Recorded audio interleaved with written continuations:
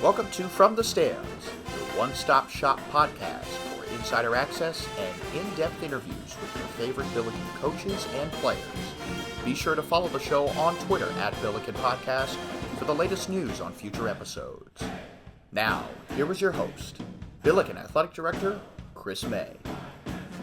Welcome back, Billiken fans, to From the Stands, where we talk Billiken athletics on our podcast here. We've got Katie Shields, head women's soccer coach, as we kick into postseason play here at Herman Stadium after winning the regular season title in the Atlantic 10. We've won 6 of the last 7 regular season titles. We've won 6 tournament championships. When postseason kicks in here at SLU, it's an exciting time. So, Katie, welcome back. Postseason time. These are the games people remember, right? That's it. Everybody remembers how you finish. That's right. And so how do you prepare a team?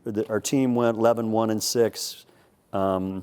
It 7-0-3 in the Atlantic 10. Had some great moments, had some moments of challenge, but all in all, put ourselves in a great position, right? And so as we get ready for an A-10 quarterfinal here at Herman Stadium, playing a dangerous Davidson team, how do you prepare a team kicking into that quarterfinal match?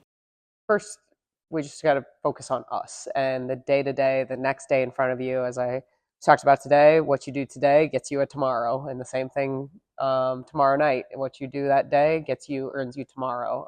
And so, I think it's a balance at this time of the year of being able to be really focused on yourself and in the moment, and make sure that every team gets our best shot while taking care of our longevity of physical, mental, physical health. And I think this team got great experience. They're continuing to grow and get better. And so just really happy with the opportunity to compete at home and put our best foot forward tomorrow night. You stole my second question, because my second question was the prepping for the opponent or prepping yourself and then the opponent, and especially when you've got such a balance of a team, right? I mean, we've got some experienced veterans, and you've got some young pups really making a huge growth. And so how do you blend that? How do you prepare that blend, again, when postseason, everything changes. Everybody's 0-0, right? And so it gives life to teams that maybe have scrambled, and it also puts wind in the sails of teams that have won regular season championships. So how do you balance those, especially when you've got these young ones coming on strong, you've got these experienced veterans who've been there, done that. How do you balance those as you prepare for game one?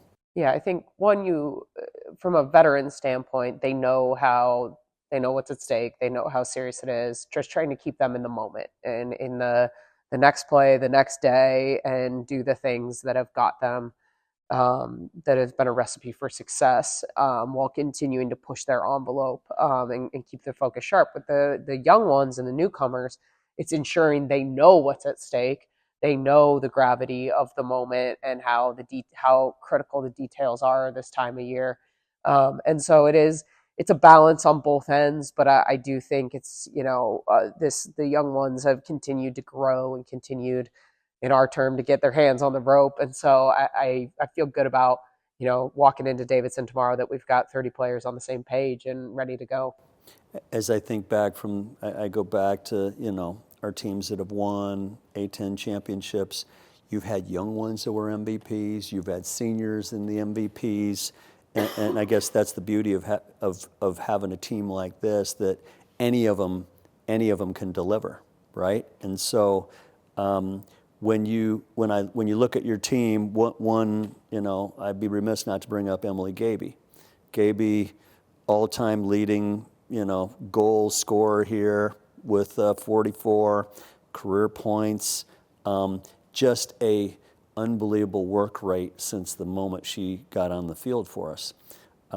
How do you balance Emily Gaby with some young ones that can go, with the Hannah Sawyers, with the Larsons, with all of those pieces? How does the coach balance all of that when it's go time and we got to put our head down and go to the goal? Yeah, I think one, that makes us hard to prepare for when you got all the pieces and you don't, even as a coach, you don't know on a given day who it's going to be.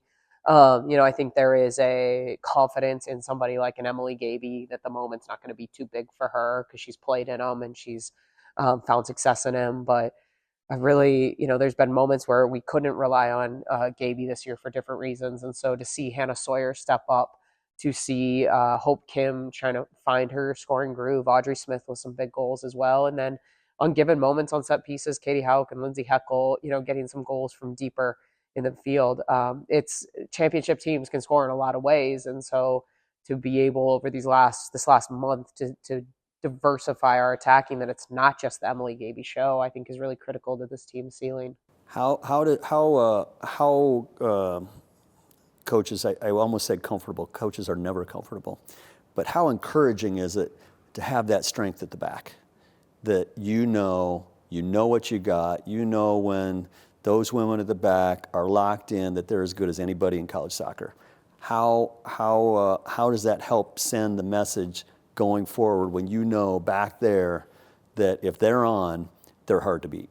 Yeah, it just gives you belief. It gives you wind in your sails, confidence. And, I think for in the game of soccer, you never know where the goals are going to come from. I mean, goals are sometimes tricky to come by, but to be a team that is that stout defensively, that tough to beat when they're sharp, when they're all focused, and they've been playing better and better game to game together. And our goalkeeper, obviously being one of the best in the country, has come up for us, and she always comes up in big moments. And so that should be, there is a level of belief that group gives us every time we walk on the field. And so they're also veteran. They're pretty calm and hard to rattle. And so I think that going into postseason soccer is an important X factor. So postseason, a lot on the line, right? A lot on the line come postseason. How do you bring joy to the postseason? We talked to the two basketball coaches this morning, kicking off their seasons, about how, as you turn the heat up, how do you bring joy? Because I personally believe you can't win championships without it. And so some of us are better than others at that. I'm not naming any names. I'm guilty as well. But how do you bring that joy to a group that they got to go out there and have fun? They're clearly skilled. They can play soccer. How do you thread that needle of the heat and the joy to bring a culture of success? I think you blend it into your preparation too. You can't just be a hammer down and not have a laugh throughout. We did a Halloween practice on Wednesday afternoon, and they competed. They got after it, but they were dressed up in a bunch of different ways, and you have a good laugh there. Tonight, gonna have a team dinner at Lucy Schwartz family's house. So just being able to get off campus, but be all together as a family. They laugh. Those are some of the most memorable times, for our women to be together in those settings.